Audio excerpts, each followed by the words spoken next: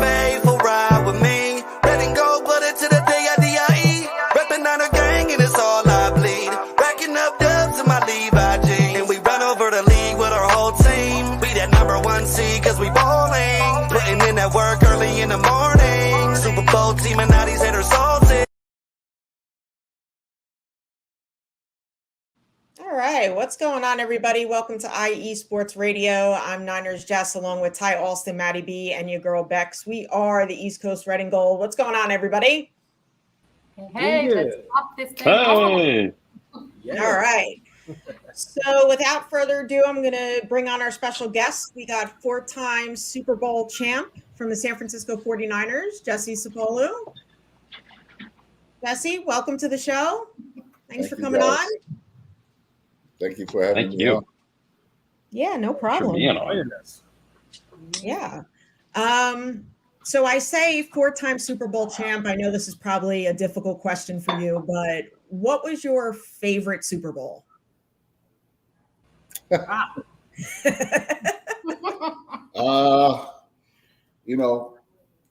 Looking back on it now, it's the one we won in Miami. We drove the ball over 90 yards to win it. Just the fact that as a competitor, you're put in that situation to test yourself. And all I was thinking about is don't miss a block, don't hold in this situation. We cannot afford to make a mistake. And I think all 11 guys focused on getting the job done. And you, growing up as a young boy, you saw those type of games that has a lot of drama towards the end. And you never thought you'd be involved in one of those games. And it ended up being one of the better Super Bowls in the history of the game. And I just remember the relief feeling that I had getting on the bus, heading back to the hotel, and how satisfying it was to know that we got tested and we came through. And that's the ultimate compliment to any team. And I was proud of myself for being able to handle that situation, because you never know in life if you're ever going to be put in that situation. And a lot of people are put in that situation and fail. And for us to pull it through, it was amazing. And I'm sure the 49er fans enjoyed that game also. It was the first Super Bowl my parents let me stay up to watch to the end. So I was pretty pumped about that. I was 9-year-old me was absolutely pumped, I assure you. Like ready to, 10-year-old me at that time. It was 89. So yeah, ready to go. Yeah. Those were teenager me was taking bets and winning because, at that back point, at the bookie. A smart aleck teenage girl, confident in my 49ers at that point. It's amazing. Well done. I was 6. I was a little bit older than 6. Thanks for making I'm only 29, so I'm not sure how the math works out. But 6. All right. We are. Good. Oh boy. So what's your favorite besides the Super Bowls, what's your favorite memory? A lot of people ask me what was my favorite game, and sometimes they're surprised when I say it's not necessarily a Super Bowl, even though the one I just talked about it's right up there. But my best memory, I think, was after we won Super Bowl 29. We lost both coordinators the very next year. In fact, I was at the Pro Bowl and writers were asking me, what do you think about Shanahan going to Denver? And then, 2 hours later, what do you think about Ray Rhodes becoming the head coach at Philadelphia? I'm like, wow, we haven't even celebrated the Super Bowl 48 hours. We lost both coordinators. We lost Ricky Waters. We lost Dana Stubblefield. We lost Ricky Waters right after that Super Bowl. And then, if you remember, Steve Young got hurt, and Elvis Gerback, we lost 2 at home, and one was to an expansion team, the Carolina Panthers. So the Dallas Cowboys were waiting on us in Dallas. And it was so bad as far as the predictions for that week. The writers from the Bay Area didn't even get on the plane because they thought that we were going to get annihilated. Dang. In Dallas. and the reason why I say that's my favorite is because, again, you get tested as a man, you get tested as an athlete, you get tested as a team, and you get tested as an organization. Where is the pride of a champion? What are you going to do? You're going to make excuses, or you're going to go over to a team that's been battling you for the championship, waiting for you because of what you did to them the year before. And we went to Dallas and beat them soundly. I mean, you should have seen that stadium, how quiet it was from the very beginning to the very end. And what we talked about that week, if you remember correctly, William Floyd blew his knee before that week. So Or ACL. we lost our young stud fullback, that helped us a lot the year before. So you talk about being undermanned. That was an undermanned team that went into Dallas. And you should have seen during warmups and how they were just waiting for us, licking their chops. And to come away winning that game, and then we went on the 8-game winning streak with Elvis Grbac.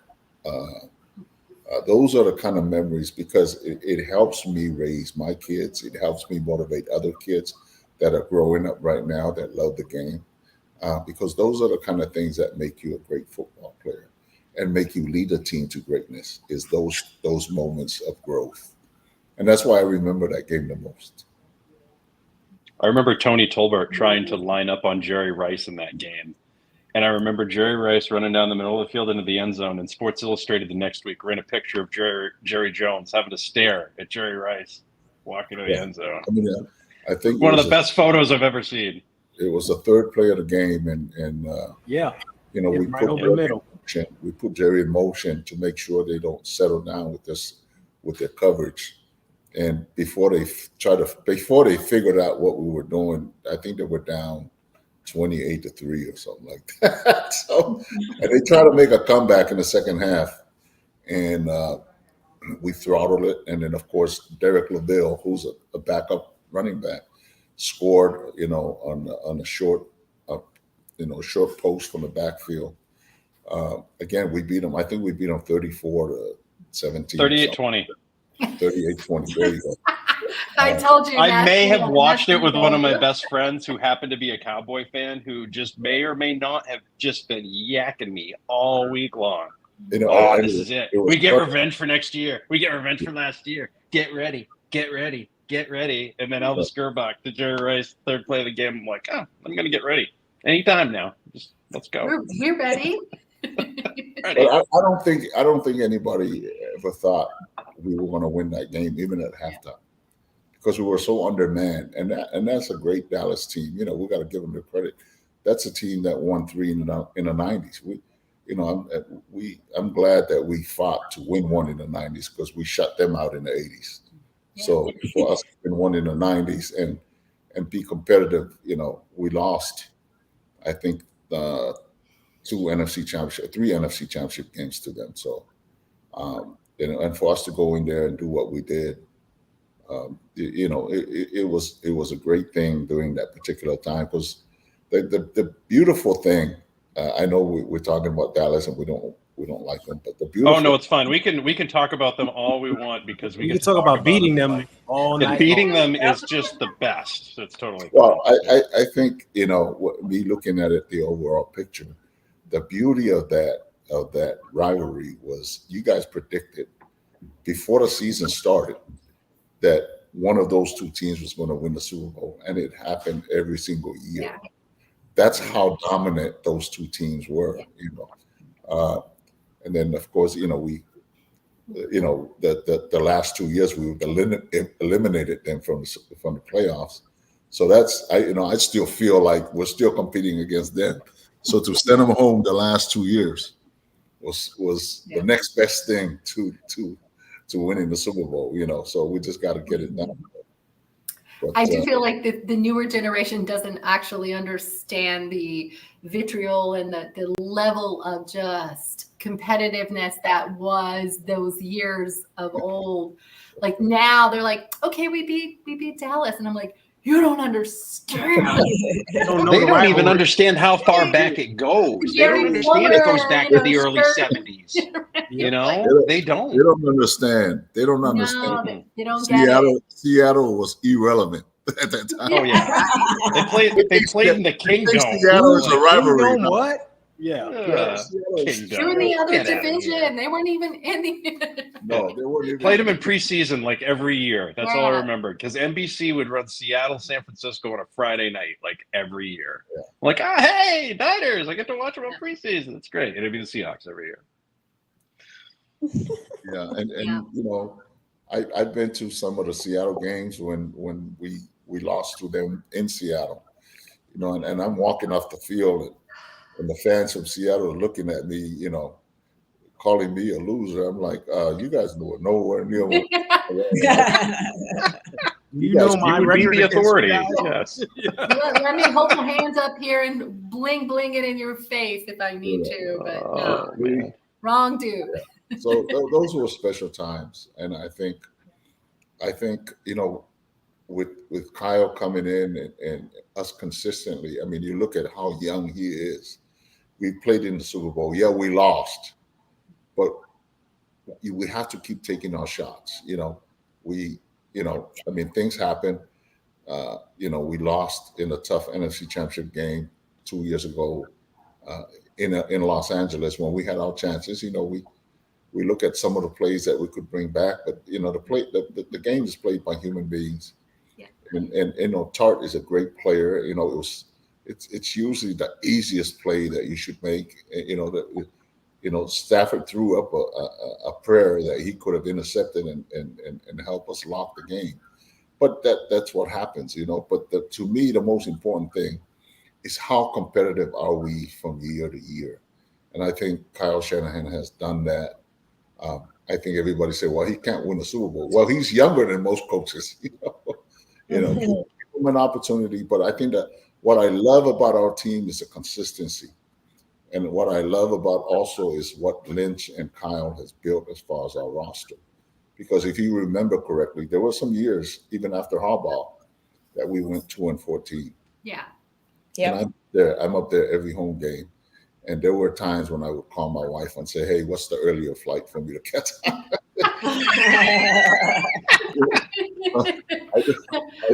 Dinner on. I'll be home early. The year Yes. that one of the years that I met you, I got a field pass because we were like 2 and something, and you know, people are like giving the stuff away, right? Like, and I'm like, I'll take it. I went to multiple games in a season because you know, tickets were cheap and I could do it and get there from the East Coast, and yeah, it was easy to walk around and meet you and Tom Rathman and others because there weren't a lot of people there.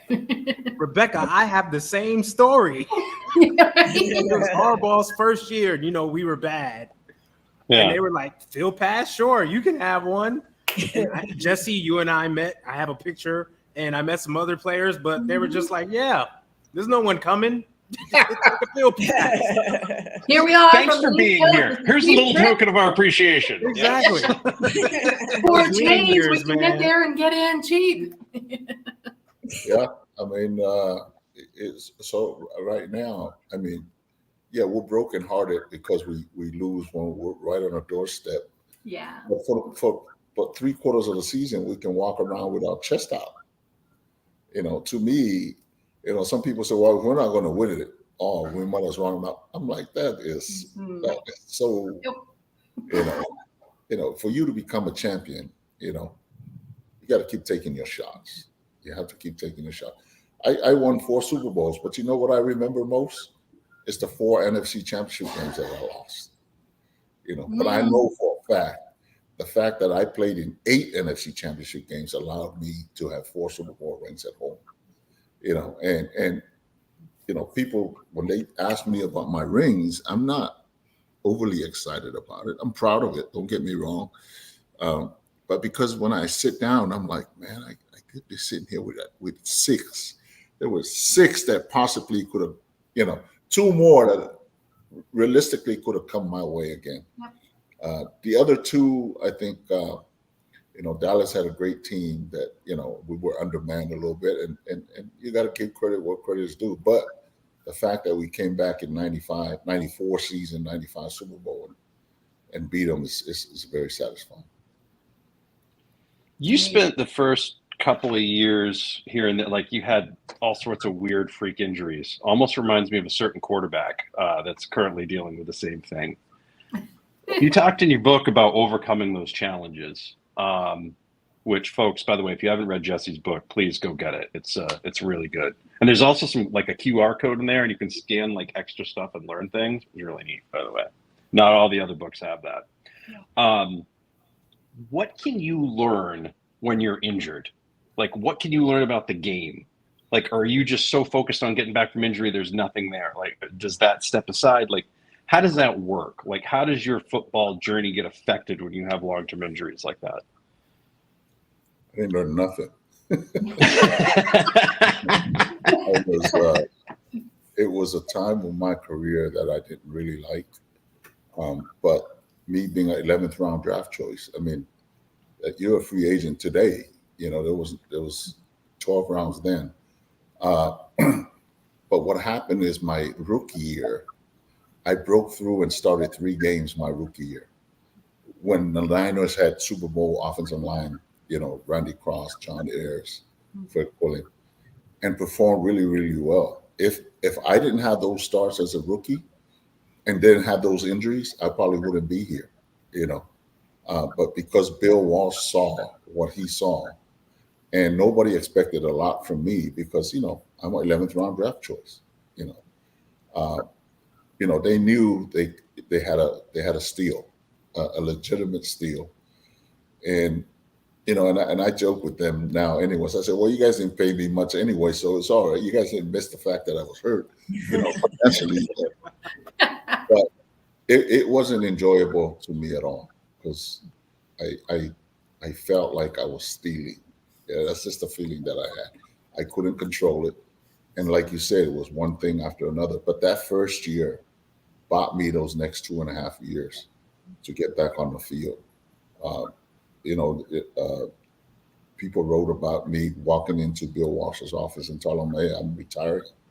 You know, because I've heard horror stories about people getting cut on the spot, you know, and I'm like, I'm an 11th round draft choice, man. These guys are going to cut me like, but Bill hung on, you know, and he knew one day that it was going to pay off. And the great thing that happened, the only good thing that happened with those injuries is in '86, I broke my tibia on my left leg after breaking my foot on my right the year before. And Bill sent me home to spend time with my dad, and because he was sick, and my dad passed, you know, in early '87. And my mom said, you know, I think he's going to be your guardian angel. And she was right, because I went on a 152 game starting streak before I got hurt in Kansas City. Out of all the teams to get hurt on, I got hurt on the field goal team. Special teams, man. Yeah. People underestimate them. To get you every time. So it was the funny story is we played, you know, of course their quarterback was Joe Montana at the time. And I got hurt. We were up by 7, and we were kicking a field goal to go up by 10. And that's when I hurt my hamstring. So everybody was running into the locker room because it was the last play of the half. And I was rolling around on the field. And I looked up, and George Seifert was on top of me, you know, just grabbing me and calling the trainers to come get me. So that was what broke my 152 game starting streak. You know, I missed 2 games. Missed the next week we beat the Rams in LA. And then the very next week we got blown out by Philadelphia. Remember that? The game in the Super Bowl year, we brought in You remember. Yeah. 44-8. I'm telling you, whatever corner he's in. So Bob McKittrick looked at me and said, when are you going to be ready? I said, I'll be ready next week. There you go. So I came back, and of course we just because you got all that talent when we brought in Dion late, right around that time. We brought in Dion the week before we lost to Philly. It takes a little time for us to gel together. Yeah. Once we did, you all saw the result of what happened. Yeah.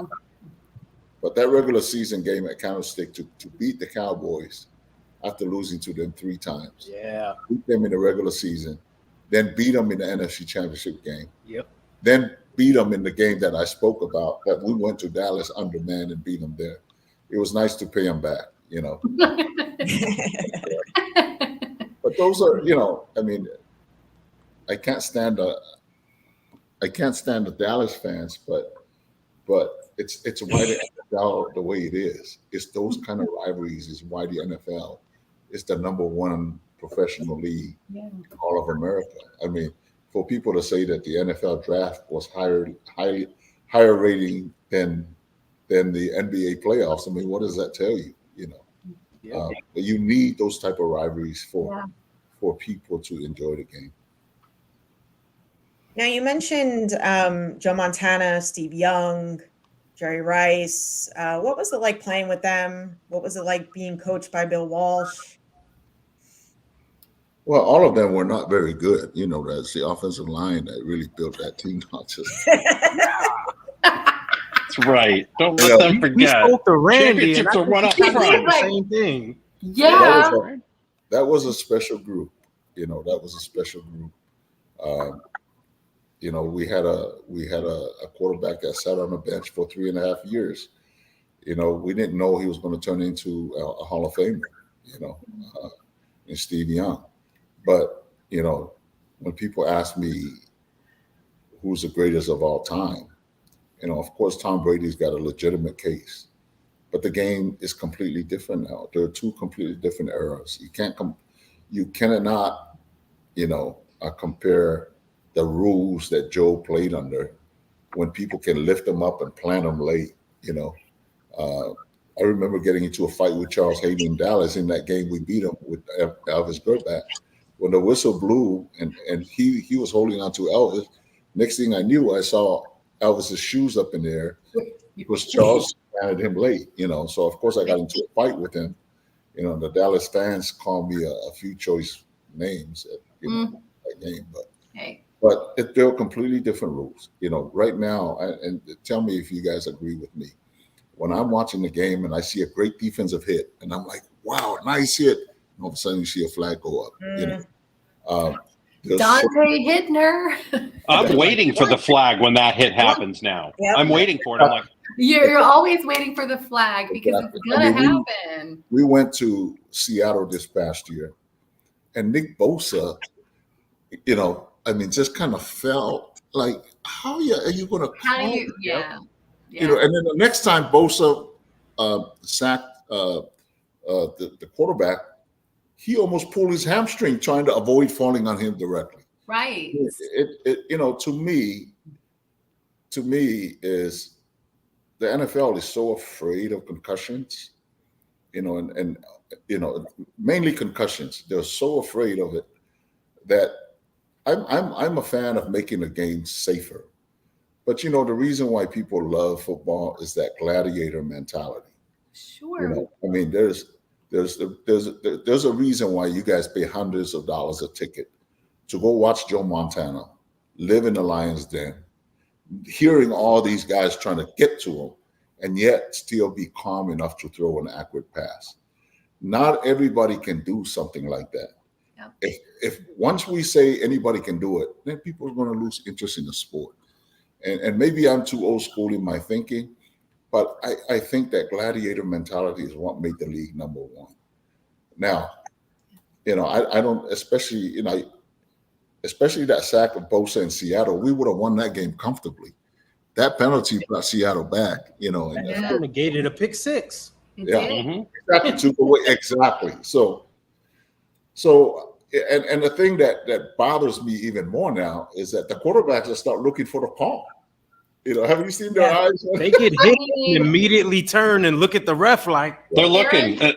Aaron Rodgers and Tom Brady are the kings of that feigning, like, oh, where's my flag? Well, you know, like they're humans like us. Yeah, of course. And they're going to take advantage of the rules. They're going to try, right?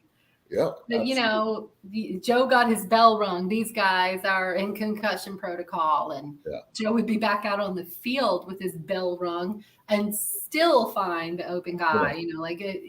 You're absolutely right. It is not the same game. It's not the and same. And you can't compare the two. Yeah.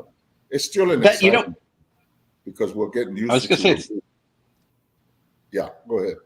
It's funny that Beck mentioned that, because I remember that game against the Giants. Montana got knocked out, and he's staggering off the field. And Pat Summerall's like, we'll see if he's been. And like they go to the thing like, I got knocked a little woozy. And then like a minute later or two, they're like, he might be back. We'll see. And then they see him getting carted off in an ambulance. I'm like, no, I don't think he's gonna be back. I don't think he's gonna. But like they used to treat concussions like it was they bruised an elbow or something. Yeah. Touch your nose. Touch your nose. Yeah. Touch your nose and give you some candlestick dirt, Jesse.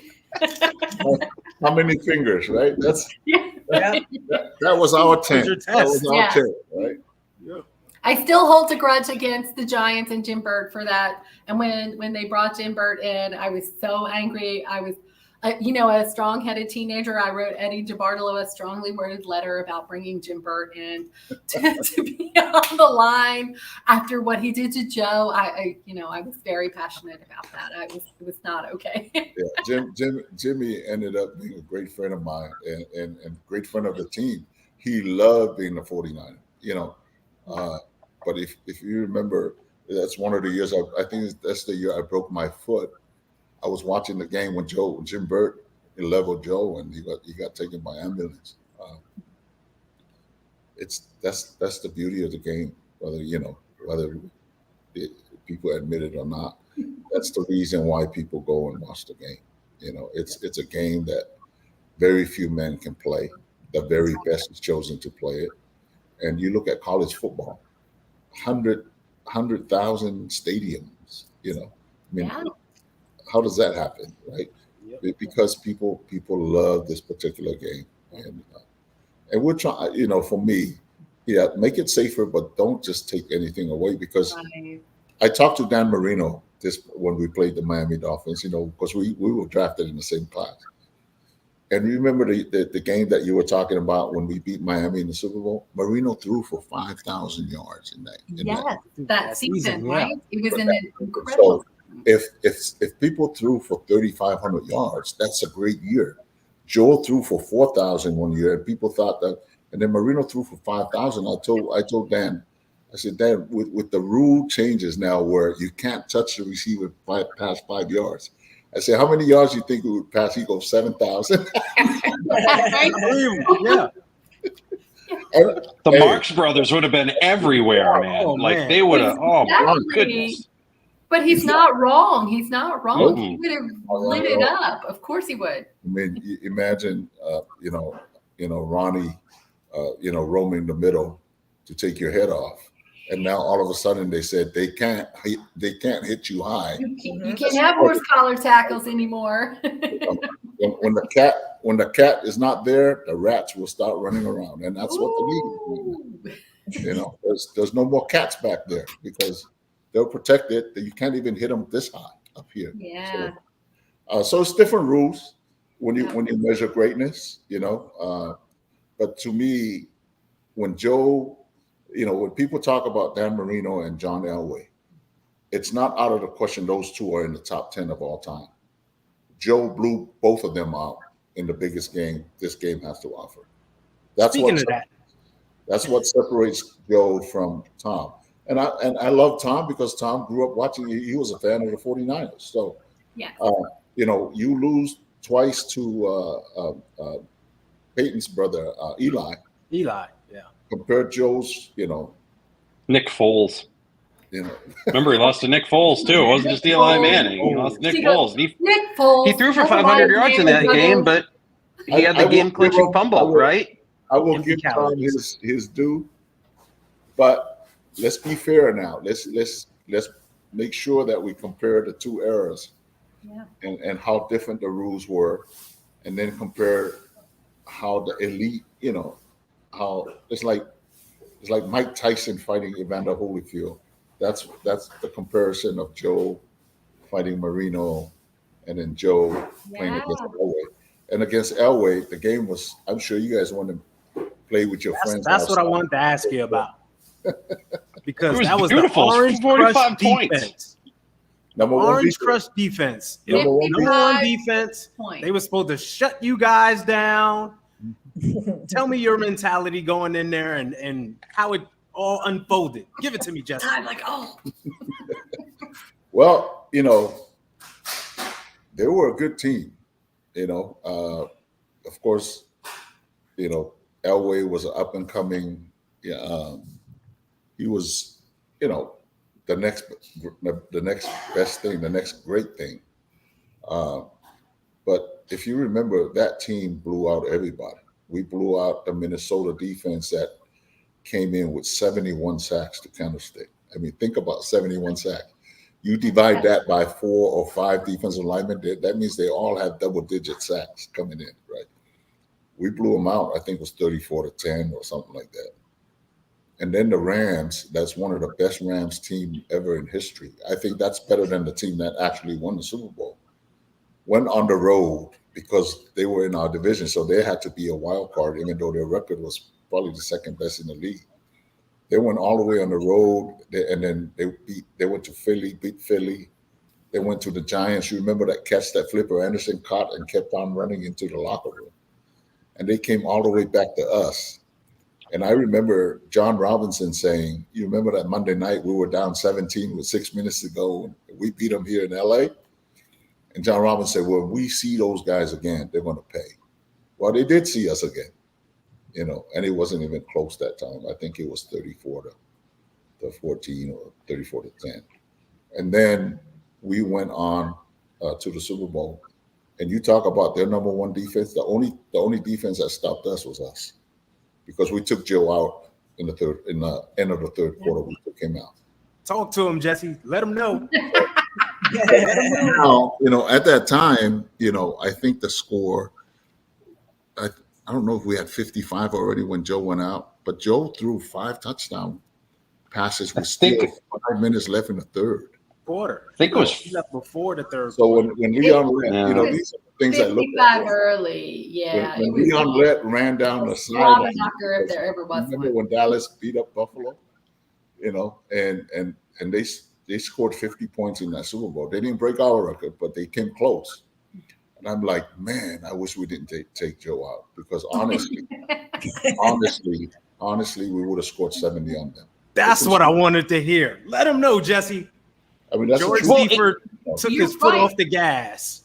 But that was exactly a thing. You would have let off the gas. You know, back then you let off the gas. You didn't want to keep doing that. And now, at that time, you're not thinking. You're just thinking, we won the game. Let's make sure we protect our players. Right. Yeah, but, keep everyone healthy. I'm glad it's still a historic team with the most points ever in the Super Bowl game. But man, we put 70. I don't think anybody can touch that anymore.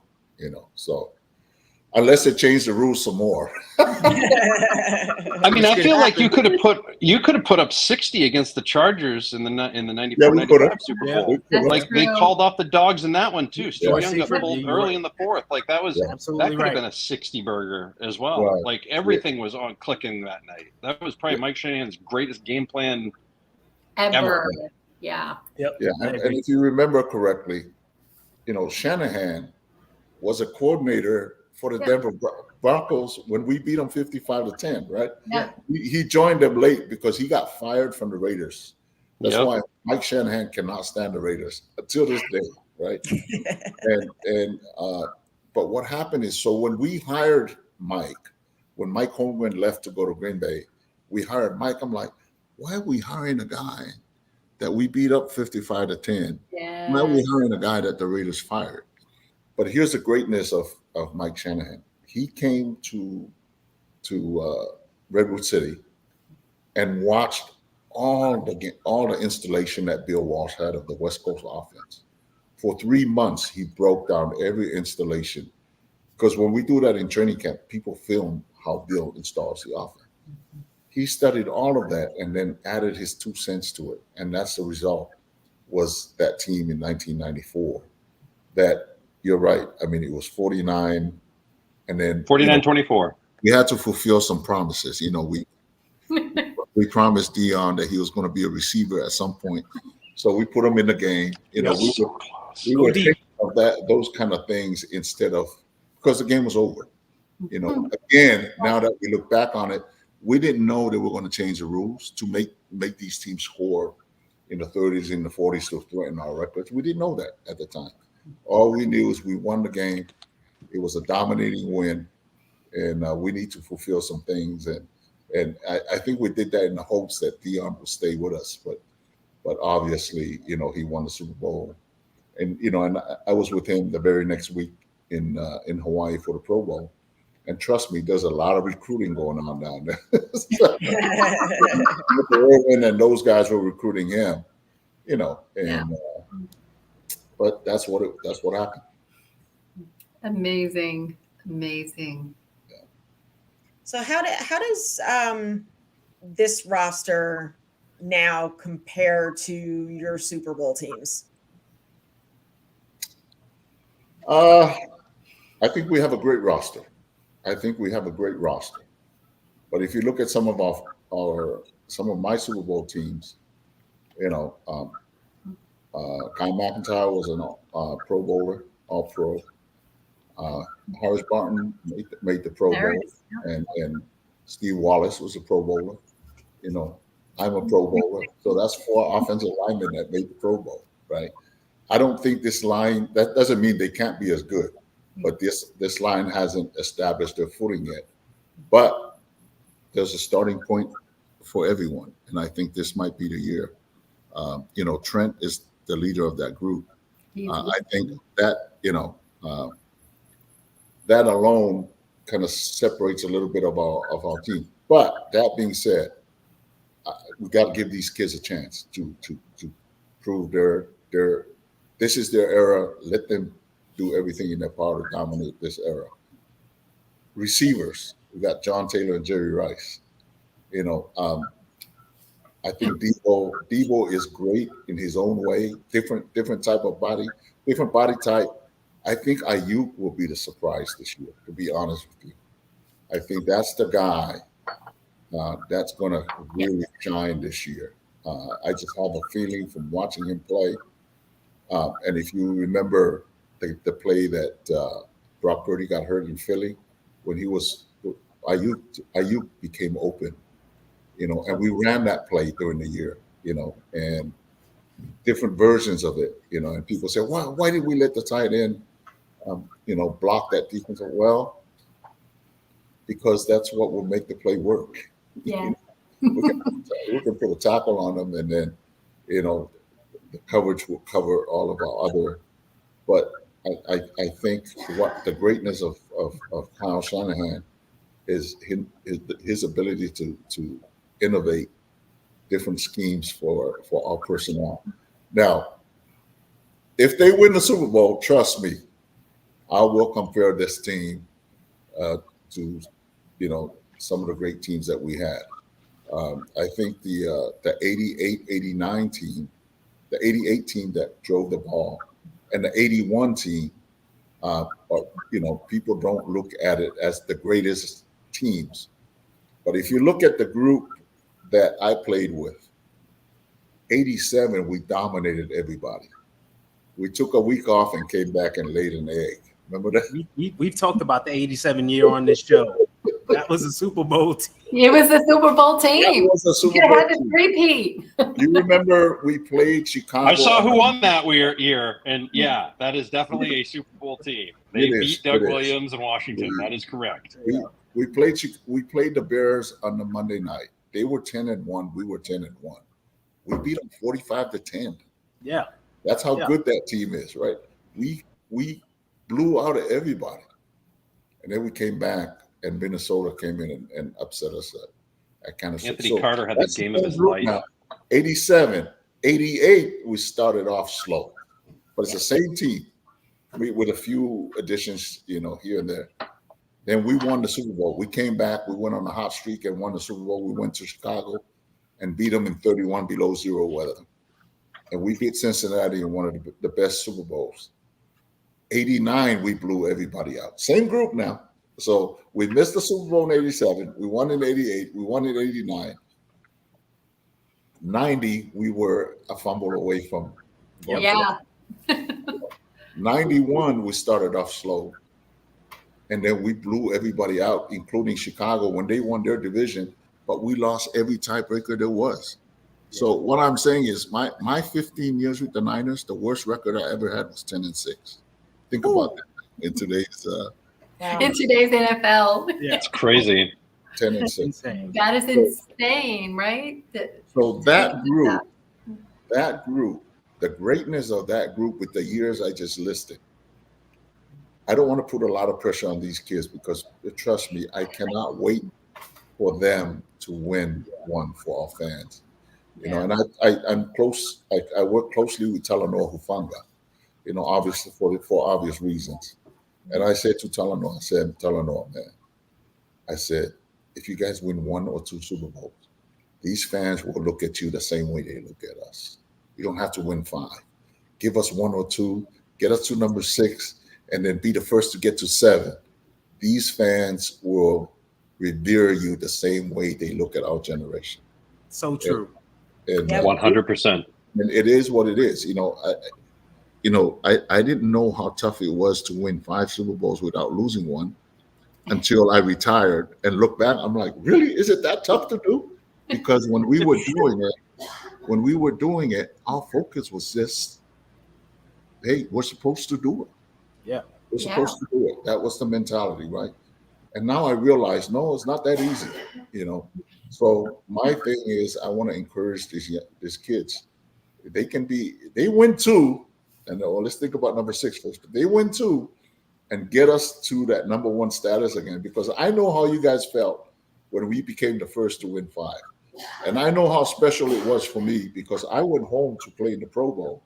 Yeah. And man, we did the parade at Market Street. Then the Pro Bowlers went straight back to the airport to fly to Hawaii. And when we got there, that baggage claim area was packed. Of course, because one of their own, played on the 49ers. And then of course, during the Pro Bowl, they introduced everybody one by one, and all the teams stayed together. And of course, the Niners were the last to get introduced. And all of us walked up, and we could see it in the Jumbotron. All of us walked up like this. High five. So it was a proud moment for all of us. And I think if these young kids, great players in their own right, can get the job done, I think there'll be a revered group in the fan base that we have with the faithful. So Jesse, you talk about going home, and you talk about being a proud Hawaiian and having that. I see you very active with all the Polynesian players. Do you have? You do. You're very, very out there with every player from every team. It doesn't matter what team they're on. Do you have an organization? Is that something you just personally take ownership of to try and bring that cultural aspect to their game, or to make sure they don't forget their roots? I'm very much into charity and like those kinds of, don't forget where you come from, and if you have a charity and those kinds of things, make sure you remember to take care of your people and do the right thing.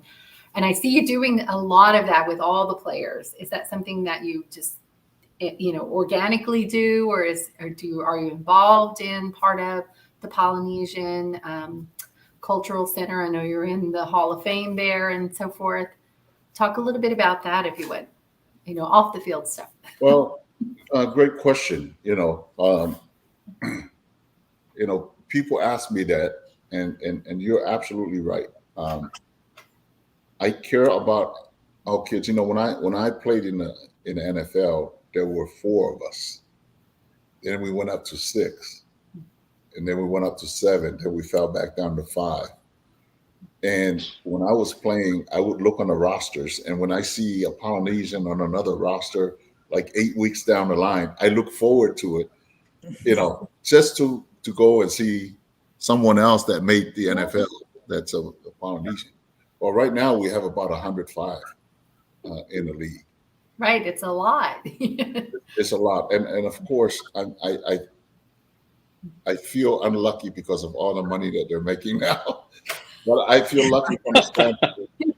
I feel lucky from the standpoint of there was no social media back in the day, Right. where the days of somebody makes a mistake, the police department they come to the camp, the coaches talk to them, the police talk to them, they correct them, and then they solve it. Now these kids live under microscope that, I mean, before you even reach the police station, somebody's already posted something, Mhm. But our culture is all about humility and respect. Yeah. And my role in that is to make sure that our kids don't lose that. There's a saying in the Polynesian community that I represent who I am, but more importantly, I represent whose I am. Yeah. And not I represent who I am, but what's more important in the Polynesian community is representing whose I am. That means the people. Everybody, the entire, right, your whole culture is surrounded by that. Yeah. And I mean, nothing's 100% foolproof. Right. But that's my role. But don't get it twisted. My number one priority is the 49ers. And we when we play a team, like I'm really close to Tua Tagovailoa's parents. In fact, they traveled with us. They spent the whole weekend with us before we played them, in San Francisco. So I mean, Yeah. we cheer that Tua does well. Yeah. But we also know the ultimate. When it's game on, it's game on. Win, so we and I think all the Polynesian fans are that way. When they see a Polynesian player, they hope that he does well. But if you're a Niner fan, oh heck no, the Niners think. But that's the fun part of it, right? So, the scary part is with all the money that these kids are making. I'm afraid that one of these kids one day will say, "Hey, the Polynesian culture ain't important to me. I don't need it. I got all the money in the world to take care of me and my family, my kids and my grandkids, because that's the kind of money these kids are making." Right. So it's just I play a big role in being a group that mentors these kids and remind them that, hey, money is great, makes life a whole lot easier, but it doesn't fulfill you in here. It doesn't make you happy. Yes. So that's the role that I play. Just to try to protect the kids in our community, to make sure that they're a positive influence in society, and not, I'm looking at Twitter one day and there's a knucklehead here and a knucklehead there. It's just part of my responsibility as an older player, and thank God that I've done enough that I've earned their respect. When you have Troy Polamalu call you uncle and text me all the time, I said, Troy, I'm not that much older than you. I know, man. right? That's amazing. That's really amazing. Well, he's not calling you grandpa. I mean, that's like Right. in the Polynesian community, like if you don't have to be Polynesian, but if they've known you for 6 months to a year, it's a term of endearment to us, to respect, to say, hey, auntie, hey, uncle. There's no relation, right? Yeah. Right. That's our way of showing you respect, and I want to keep that, because like DeForest Buckner, he's half Samoan. Yeah. And he turned down $19 million a year from us to go to $21 million a year. Yep. So I know one thing though. I know he thinks about it when the Niners keep going in the playoffs and Indianapolis is out. Right. That's right. Hey man, 19 million is not. I know 2 million is a big difference, but I need to be happy. And the way to be happy is to be on a competitive team that fights for the championship every year. So. But that's the answer to your question and my role in that.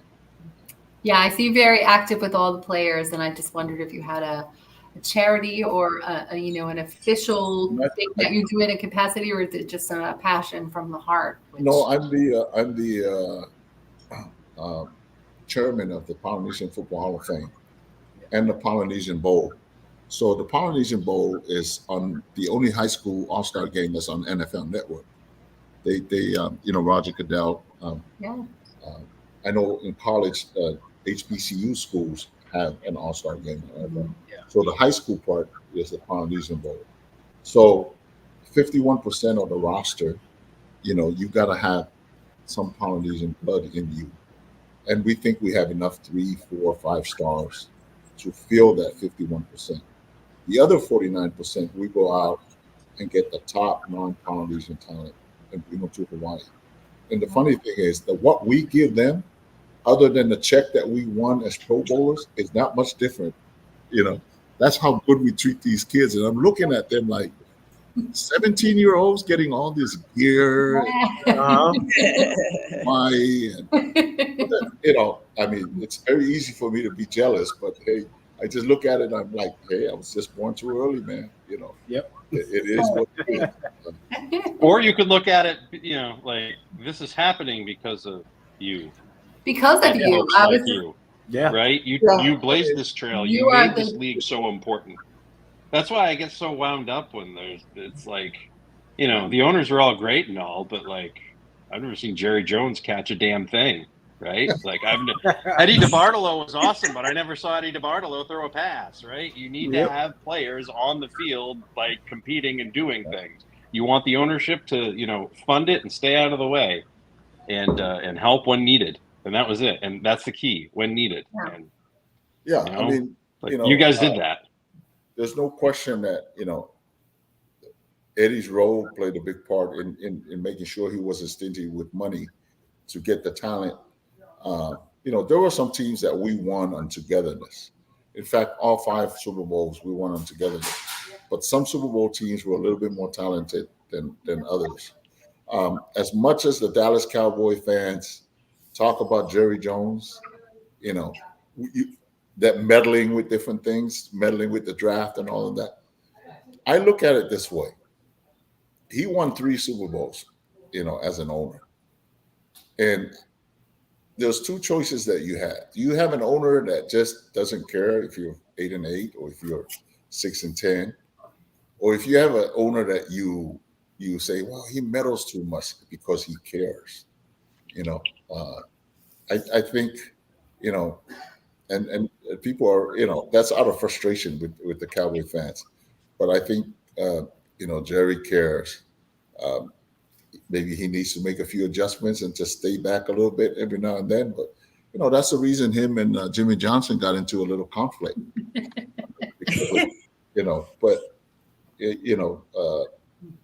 When people want something, you're going to end up getting it. And I think, Jerry Jones won 3 Super Bowls for a reason.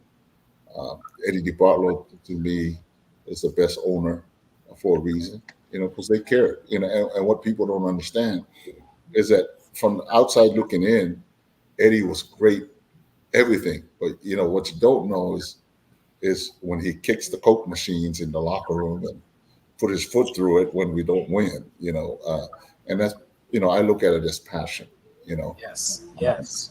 There's 2 ways of, when I was playing under Eddie, he took care of us. No questions about it. There was a lot of pressure to play under him, but I'd rather play under someone like that than playing for a team that is heading home every December at time with it. There's a reason why we won 5 Super Bowls. We have that 49er standard, and it's a 49er standard that if you don't perform, they're going to cut you from the team. It's the way it is. If you want to be the best, you either live up to your part or you won't be on the team. And that's why the 49er fans walk around now with 5 trophies in our trophy case. Now, all we need is a couple more to make the Levi, generation. Exactly. I'm going to shake the candlestick dirt. Do you have time for one more? Yes. Okay. Can you tell us a Bob McKittrick story? Yes. Long live Bob. Yeah. The Hall of Fame needs to adjust certain things. Um, we all know that the Pro Bowl is and the Super Bowls are the biggest measuring sticks for people to get into the Hall of Fame. Uh, but we also know that if you look into the meat and foundation of these teams, people that were inside the locker room will tell you that there are people that played roles that are so important that the people from the outside don't see. Uh, I mean, to me, George Seifert is underappreciated. I mean, he's won 2 Super Bowls. Bob McKittrick has won 5 Super Bowls as an offensive line coach. When we were losing coordinators to other teams, he stayed there and held down the fort to make sure that that offense is stable enough for the next coordinator to come in and coach that. So I think that instead of just looking at the amount of Pro Bowls, look at the combination of both and find out who were key players in creating those dynasties. Because let me tell you something that's a true statement. If all 45 in the beginning of the rosters, then 47. If all 47 of us played to want to be in the Hall of Fame, I guarantee you the 49ers will be sitting right now with no Super Bowls. Because you can't have everybody just playing for themselves and selfishly trying to, my goal is to get to the Pro Bowl. No, you got to make sacrifices for those teams to be great, and George Seifert is underappreciated. My question is, how does the general manager for the Indianapolis Colts that's on ESPN and the general manager for the Green Bay Packers go into the Hall of Fame before Sean McVay's grandfather, John McVay, that was a general manager for 5 Super Bowls? You tell me, because I don't know what the answer is. Right. But the greatness of Bob McKittrick, you heard the stories. We were down against the Rams here on that Monday night in '89, down by 17 with 6 minutes to go, and we scored like 24 points in the last 6. And they had the ball. You remember the Rams? We hit John Taylor. He took it 92 yards, right? And then we kicked to them. They went 3 and out. And then we got the ball, and John Taylor, 2 plays later, John Taylor took another one over 90. Another one 90, yep. Right, and now there's still a minute something left. We kicked it off. The Rams had a return guy that was a gold medalist in a 4x100 in the Olympics named Ron Brown. Mm-hmm. And he took one at Candlestick 100 yards, and my head just went like this. Did that just happen? So we kicked to him, and Harry Sidney hit him. Boom. Ball popped up. We got the ball on the 40 and methodically took it down. You talk about 7/8 of the game, the Ram fans were celebrating, right? Mm-hmm. You heard stories about Georgia Frontier coming down with a glass of champagne that started toasting the fans. They were up 17 with 6 minutes left in the game. Yep. And we shocked them by scoring 21 points in the last 6 minutes. But those are the greatness of those coaches, that coached the 49ers and held it together. I saw Mike Holmgren is making the finals this year. I think George Seifert should be. I know John McVay. How can you not be in when you're general manager of 5 champions? Yep. The other question that I have is, how does the Buffalo Bills that lost 4 have the same amount of guys with a team that won 5-0? But this is, hey, it is what it is. We keep our fingers crossed that at some point they're going to recognize that and put the people that mean a lot to championships, because at the end of the day, that's what we all play for. I never played for a Pro Bowl. I played to win the championship.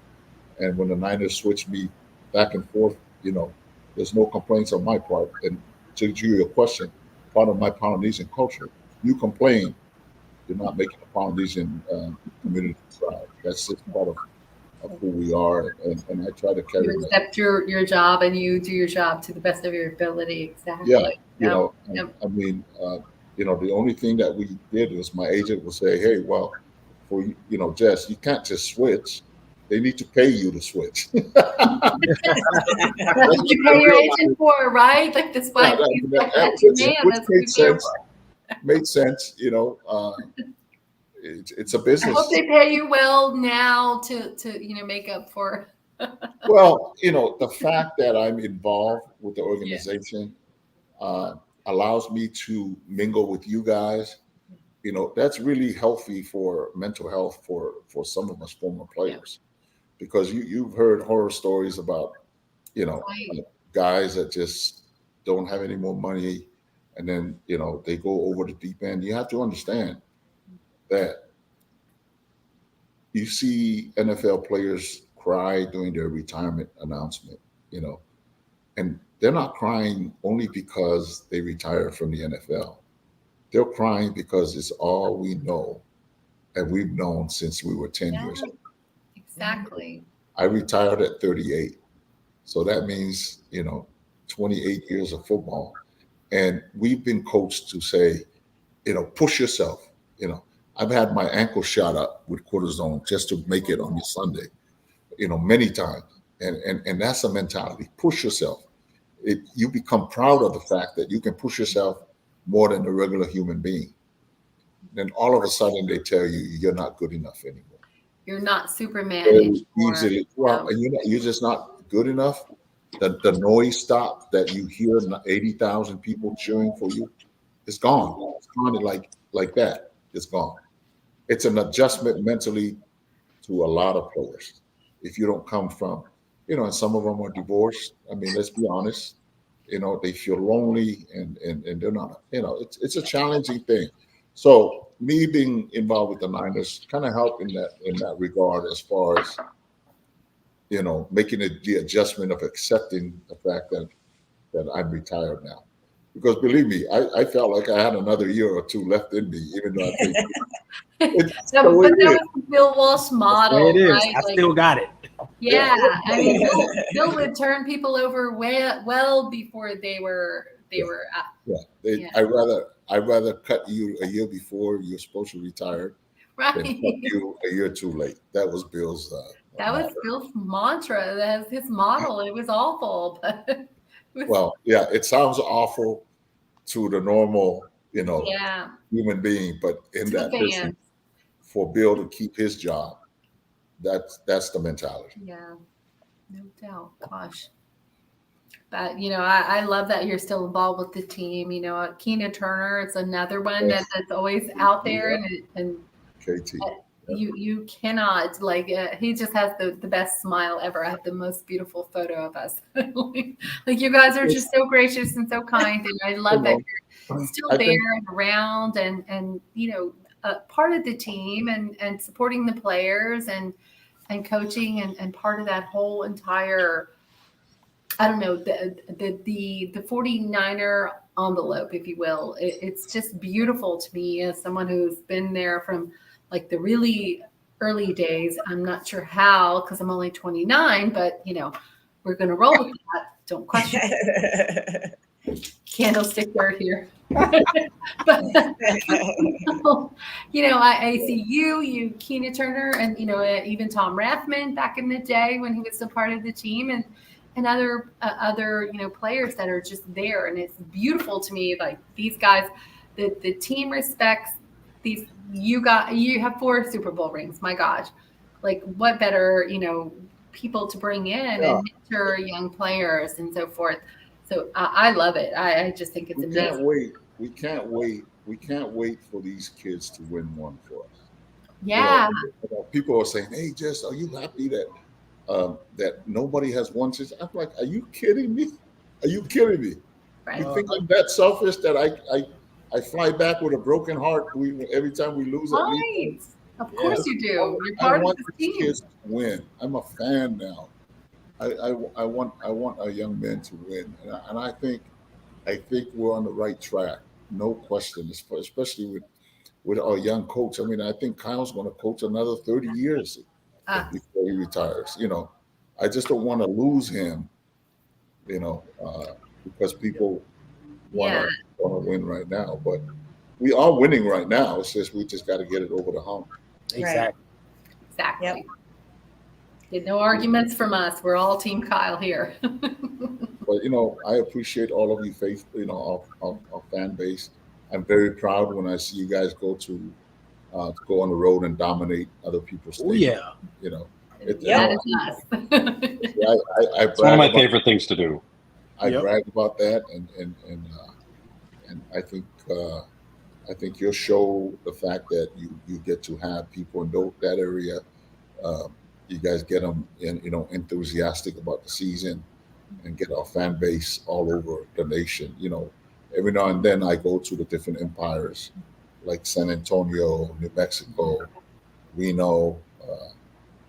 All of you guys are is what make the Faithfuls as great as they are. Appreciate you having me on. Thank you. Appreciate you having me on. Thank you so much.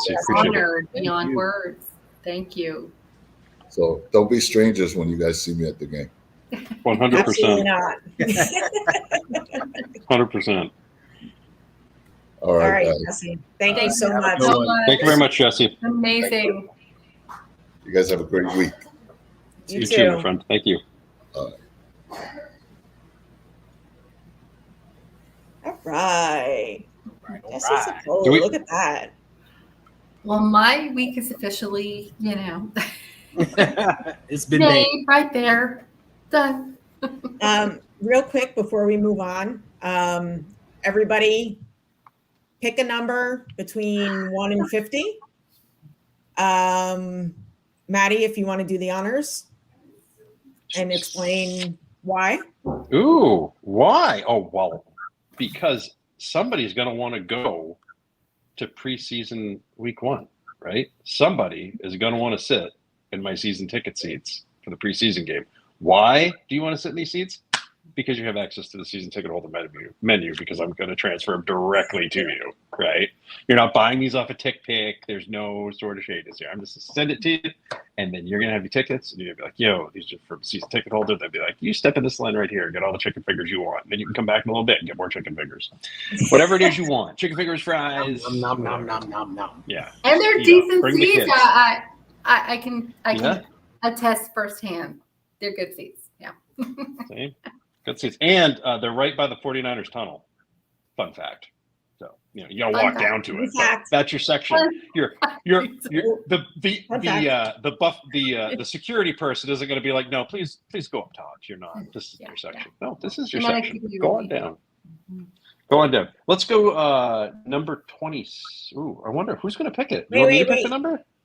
Well, we got let everybody. People are still rolling in with numbers. So they're people number. Okay. Yeah. But while they're doing that, make sure you like and subscribe to us, the East Coast Red and Gold, on IE Sports Radio, your direct feed for all that is sports.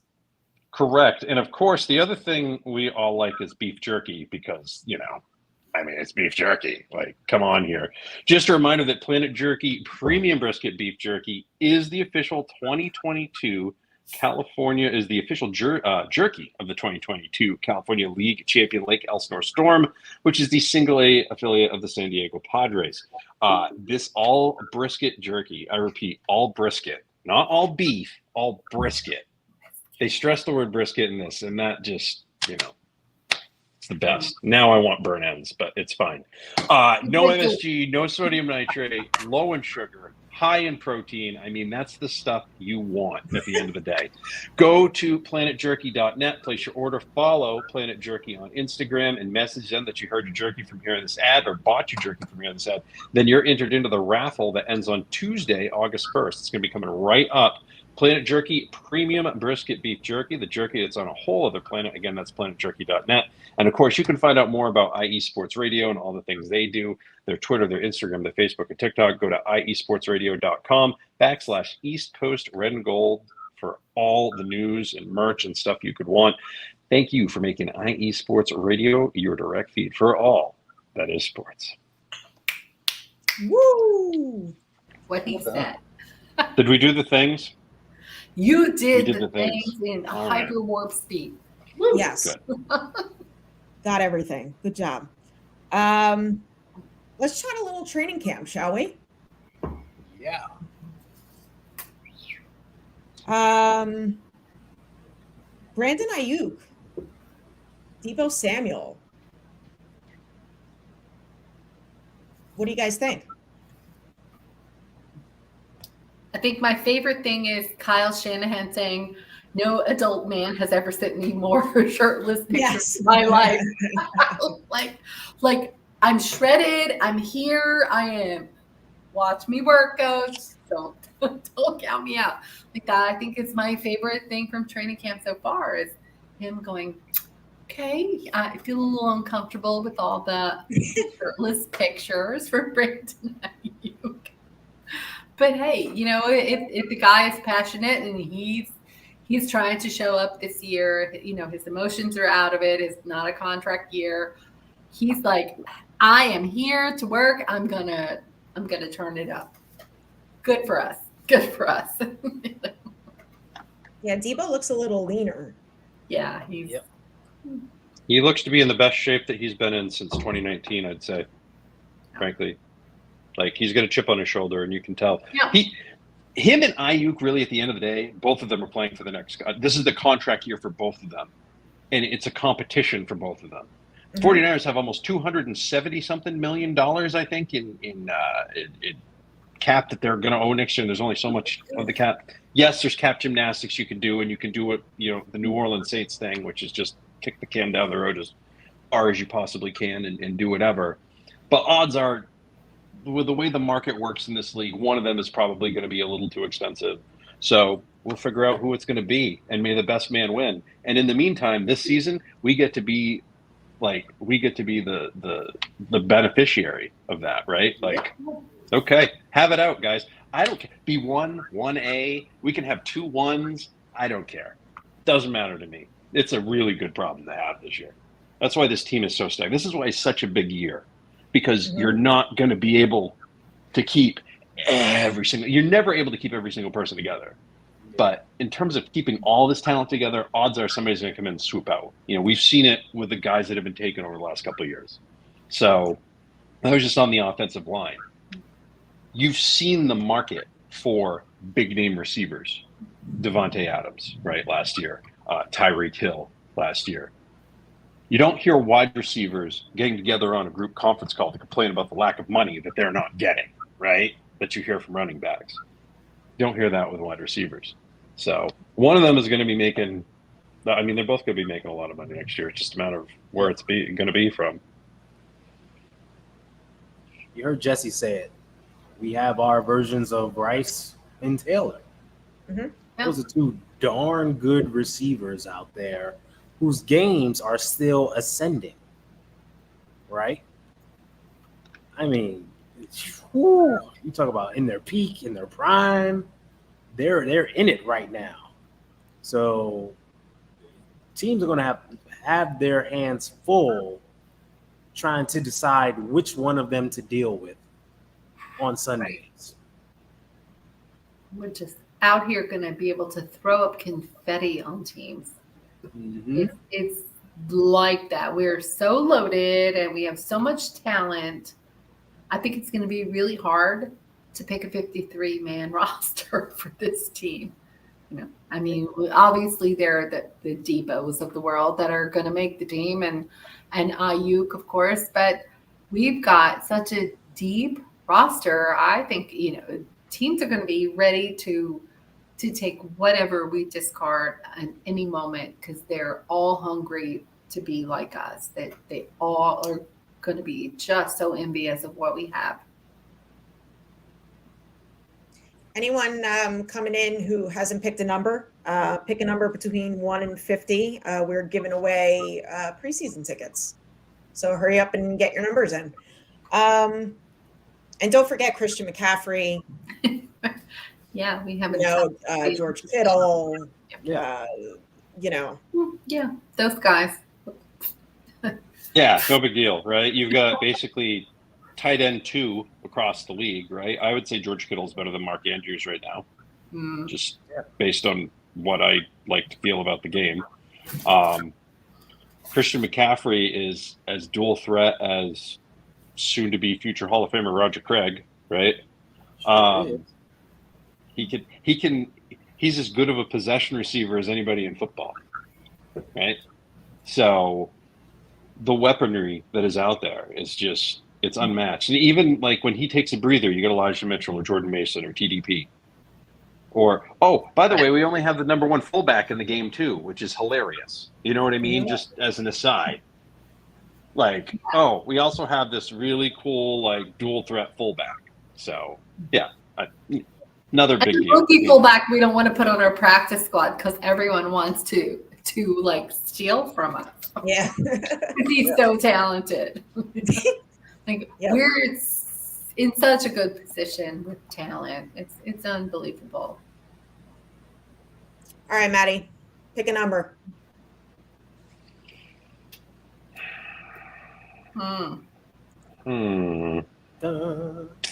Let's see. Jesse Sapolu won 4 Super Bowls, so let's go with the number 4. All right. Already know who won. Brian Cole. Brian's gonna be like unbelievable. Brian picked 3. Yes.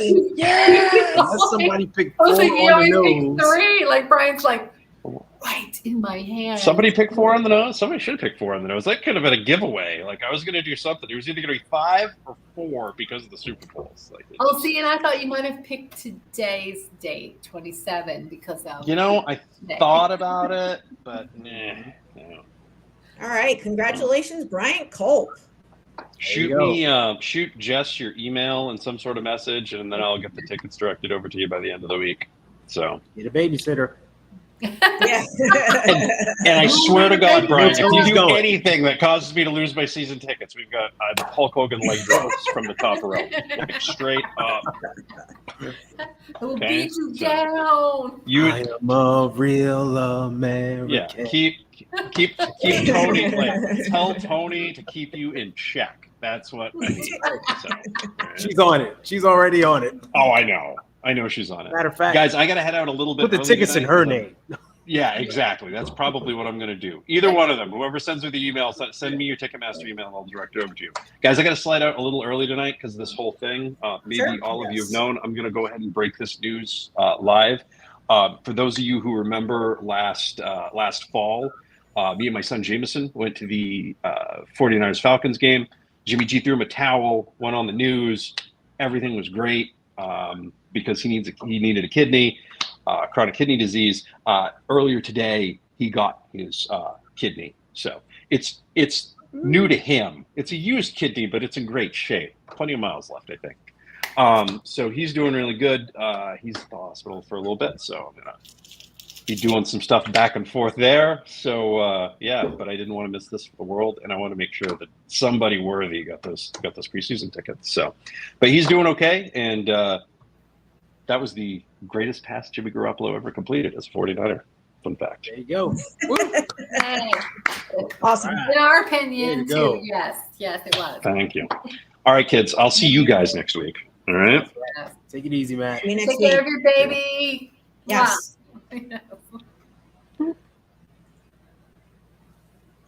Oh, that's awesome. Hard to compete with that. Yeah. Yeah. Way to go, Jameson. Ooh.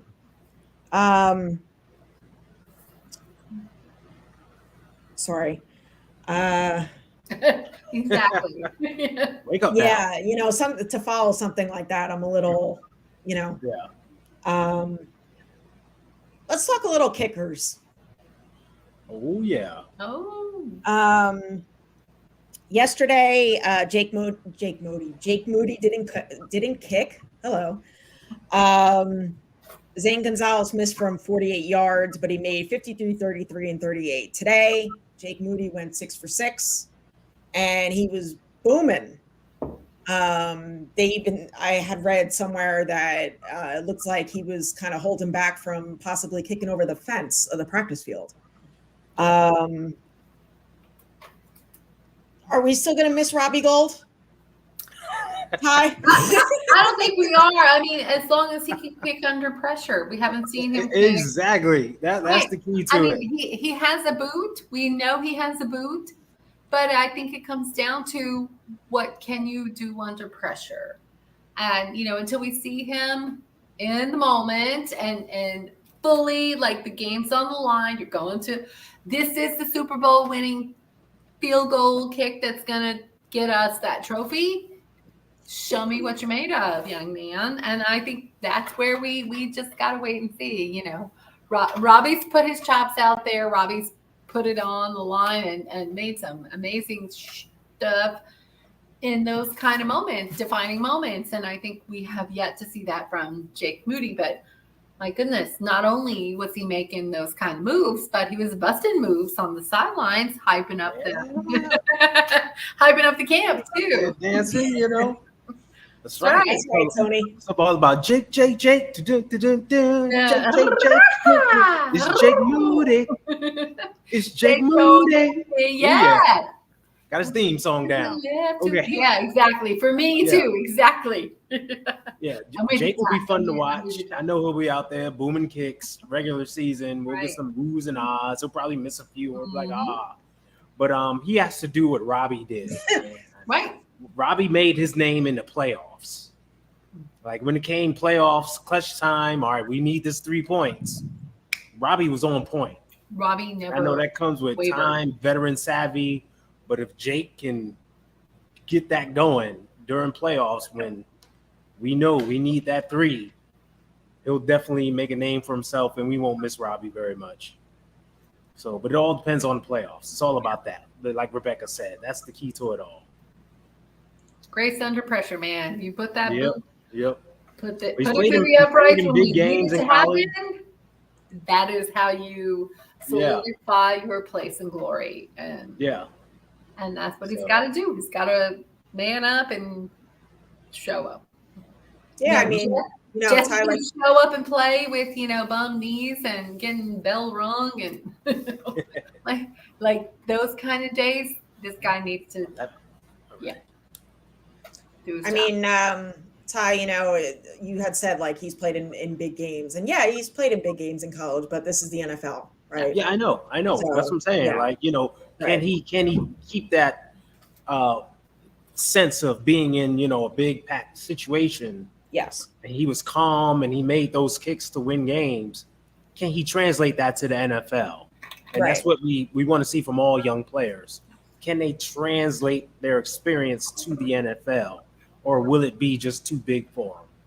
And it comes down to playoffs. That's where you make your name. That's where you put your stamp on things. So we know we will be in the postseason. Mm-hmm. So that's when he'll really have to step up. Are we going to be afraid to rely on him to win us the big game or not? Yeah. Mm-hmm. If he steps up to boot it, are we going to be like, or are we going to be like, yes. Yeah. Field goal coming. This is going to be it. Right. It's like Moody from 49 to win the game. Or be like, we got this. Right. We got this. Yeah. Right. Exactly. There's two very different. Yep. Yeah, we have like 5 primetime games too. Exactly. Mm-hmm. So we're going to get a real good look at them. I mean, us faithful, we get a good look at the team every week. But good taste. Prime time is a different pressure. Finger licking, we're going to know all about him. Yep. 100%. Rob D says, will Kyle trust him to win it? Well, I think that he has to prove I think so. Yeah. He will have to be trust there. I mean, they wouldn't have drafted him. Exactly. Yeah. Quarterbacks. QBs. Trey Lance had a really good day yesterday. I know it's day 1, day 2. They're not in pads. They won't be in pads until Monday. Today Brock Purdy was back. Definitely rusty. They had said that Sam Darnold pretty much won the day.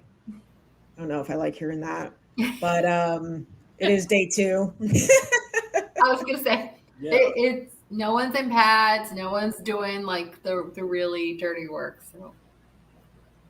So this fan base is very divided with Brock and Trey. Doesn't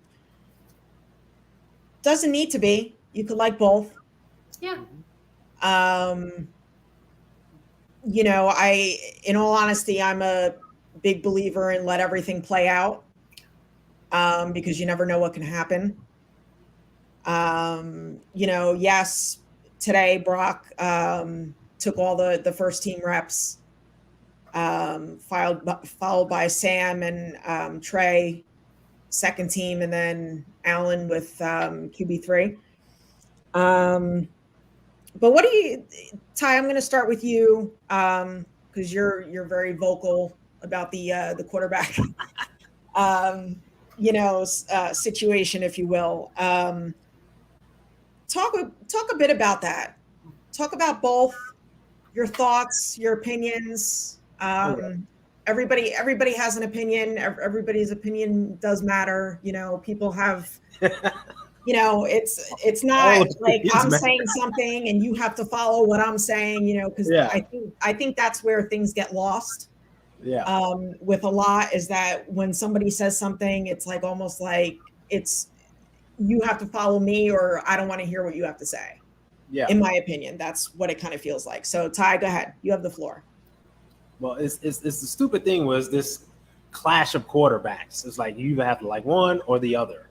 And if you say something about one, that means you immediately have to say something about the other, right?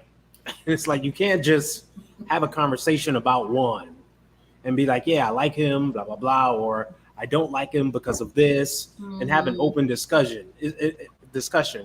You always have to be confrontational in some way. And that's the weird part about it. Mm-hmm. Like, they aren't confrontational. The team isn't confrontational. Why are we doing that? And it's the these guys are thing supporting ever. One another. Exactly. And they've always done that, right? Right. But we can't seem to get that in our minds. And it's crazy. And I know it irks people because some people just take it there and they go to an extreme with it. And then that's when the real combating of, I like this guy, I like that guy, blah, blah, blah, starts. But it's all nonsense. We should sit back and enjoy and let the process play out. Like, people want to fight overall. Brock took the first team reps. Well, he should take the first team reps, right? He missed all of OTAs. He needs the extra reps. He's getting back up to speed. We need him to be as prepared as possible. He didn't have the whole offseason to train up like the other guys did.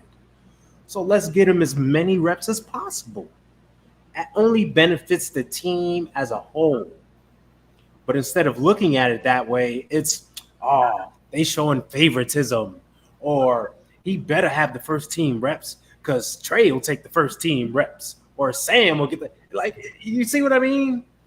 It's always got to be some type of weird conflict of pitting these quarterbacks against each other when it shouldn't be. It should be, all right, let's get them all prepared, because when week 1 starts, we don't give a damn who's out there when the game starts. I know. We just want to be in the stands, seeing that guy help us get the win. And that's what it comes from. But I wish it would stop, but it won't stop. I don't know why. It just won't. I wish it would stop too. Yeah. I've muted enough of words. I can't really mute anymore. They'll find new words. Right. Like, to stay away from it. Like, I can't, Becca, go ahead. Yeah, I mean, Ty's right. People are drumming up quarterback controversies. The team's been very clear about who our starter is. If he's able to start, he's available, cleared, and ready to go. So I think, we have to trust the process. He's been cleared. And, Kyle said he's on a pitch. John and Kyle said he's on a pitch count. So he's not going to take all the reps all of a sudden. They're going to phase him in. And that's what we're seeing. He's got some reps and the other guys are going to get some too. But yeah, I think they're not going to play, they're not going to tell everybody everything up front. I think they're more excited about where Brock Purdy is than they're going to let on. he may go out and throw some ducks in his first time on the field or what have you. But I think the team is excited with where he is and where he is with his recovery and development. So I'm happy with that. I think if he's the best guy on the field when day one comes, then great. If they don't think he's ready, they're not going to put him on the field. They're going to put Trey or Sam on the field, and that's what they're vying for. Who's the guy that's going to be there if Brock's not ready? So I don't know. I don't think there's a controversy as much as some people in the media are going to make it out to be, but people got to talk about something, right? And what team to do that about than the 49ers? It's always our thing, right? It was one of my questions for Jesse. Like, what was it like living through that whole, quarterback controversy? Yeah, we lived through one. How did you keep your grace under pressure with the Joe Montana, Steve Young situation? You know what? To me, it sounds like they had a good old time. They had a great time. They didn't good time no matter what. To have like the same kind of, and I feel like the team today is probably in the same situation. These guys are all very close, having a great time, and it's not as overblown internally in the bubble as it is outside of it. Like they probably sit and laugh about it. I mean, George Kittle even said, I think it was Grant Cohn who asked him, how do you feel about all the quarterback questions or whatever? Yeah. And he's like, I'm just going to tell you the same damn thing. Yep. He's tired of it. You heard it when he got on Rich Eisen's show. Right. And he told Rich, aren't you tired of asking all of our teammates the same question? Right. Like, stop it already. Yeah. We don't that's have why, one. Y'all that's why I making didn't bother to ask Spencer, because it was like nobody wants to answer it anymore. Like it's the team's made it clear who they expect to be number one. That's right. And if that doesn't happen, then there is a viable quarterback 1-2 competition. But they've been very clear from the beginning. It's Brock's job to lose. And if he's healthy and available, he's the guy. And until he can't perform, someone else will step in and take that job. It's next man up. It always has been. It always will be. It's the way that the entire NFL works. Right. We just have to hope that our next man up is a guy who can perform at a high level.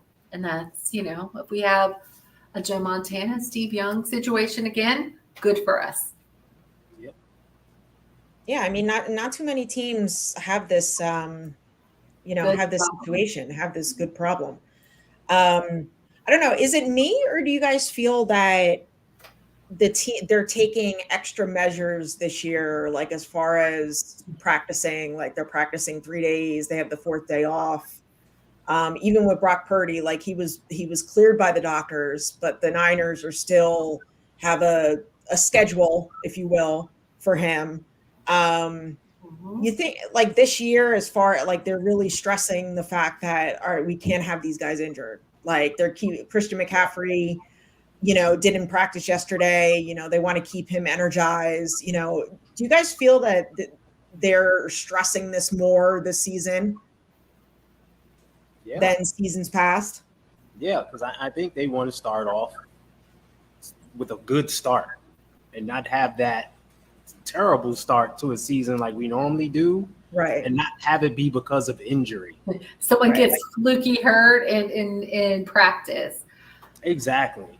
Like, remember, George Kittle got injured last year. He missed the first 2 games, and we always seem to have players that they're injured. They missed. Jimmy Ward got injured. He wound up missing time, right? So it's like, all right, let's be smarter with these guys. A lot of them are older now. They're a year older, right? Let's be smarter about them so we can get through the long season. Plus, people aren't factoring this in. We play a longer season than other teams because we make it to the NFC Championship game, the last 2 years. So we've played all those extra games, a longer season than everyone else.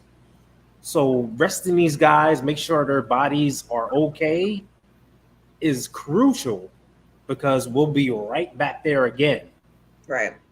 So it's extremely important for them to do that, and they know it. Well, and I also think too, some of these players have these amazing workout protocols that they do on their own. The team's not worried about Nick Bosa not being there. If Christian McCaffrey didn't show up for day one of camp, the team's not going to lose sleep because you see what he does in the offseason on his own.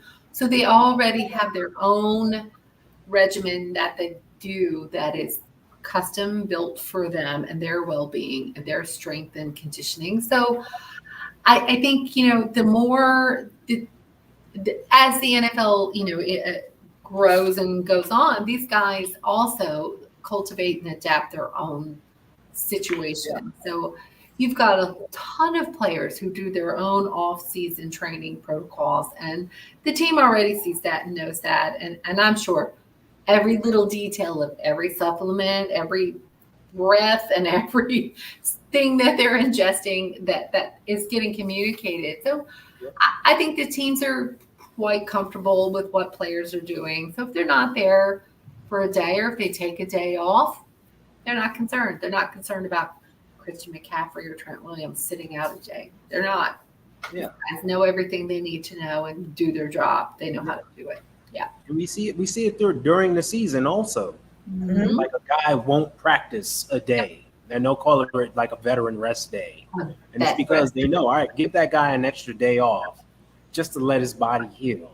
Like even Nick Bosa, he gets days off just to heal because of the grind of the season. And it's important. Yep. They're being very smart about this. They are. Doing it early. I don't think there's anything wrong with the team recognizing that if Trent Williams' protocol says he doesn't practice on Thursday, he doesn't practice on Thursday. And they're going to be okay with that. He knows the playbook. He knows the plays. He knows how to get in there and do his job. They're not going to worry about it. Exactly. Thank you, Tony. Ty, you have some storm going on behind you. No, there's thunder and lightning going on. I'm like aliens are attacking me. Hey. I love me some good thunderstorms, so I'm like, ooh. We're like, hi, raise the curtain and back there. Yeah, I know. Yeah, right. Could you walk outside and do this? Yeah, right. We're going mobile, people. A little bit further. Keep going. Back it up. All right, guys. Anything else? No, nothing for me. I mean, I think we had a great, amazing guest tonight. Yeah, man. Yeah, that was super awesome. Yeah. All right, well, let's go to that hurry up offense and the 2-minute warning. 2 minutes as lightning flashes. Yeah. Yes, again. Go ahead, Ty. Yeah, OTAs are here. I mean, training camp is here. My God. Please don't get caught up in all the numbers and such. Unless you see someone provide actual context as to what's happening, what a play was, what they're trying to do. Don't get caught up in this. Right now it's just early stages. This is basically like walkthroughs a little bit, right? They're just putting in easy install stuff just to ramp up and get the guys going. Like both Jess and Rebecca have said, no pads have gone on yet. So they're not doing high level stuff. So just take it easy, relax. It's only day 2. Let it play out and enjoy training camp for what it is. Go ahead, Becca.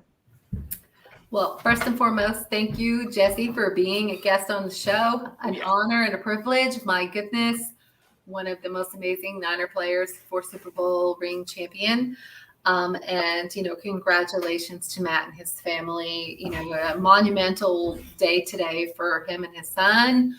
New, kidney and all of that. So prayers and love to them. And As always, looking forward to the season developing, and let's get this season going on. Go Niners.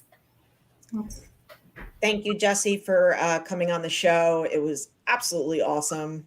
You know, enjoy it, guys. The season's right around the corner. This is, you know, this is that step before it. 49ers defense is kicking ass. Love to see it. They'll be back up there this year, I'm sure. And let's go get number 6. Let's enjoy the ride, faithful. Let's not get at each other's throat. Holy lightning! Wow. Let's not get at each other's throats. Serious. You know, let's enjoy one another. We're the faithful, and go Niners. And shout out to everybody in the chat tonight. You guys were great. Congratulations to Bryant and Tony. You guys are going to the preseason game, and don't forget to like and subscribe. That's right. Have a good night, everybody. Yes, and Ty, be safe. You've got like quite the circle. Pray for me, y'all. See ya. And of course, for the upstart 49ers, they're 6 yards away from Pontiac. 3rd and 3. We'll see a pickup sometime on the right side, possibly. Montana looking, throwing in the end zone.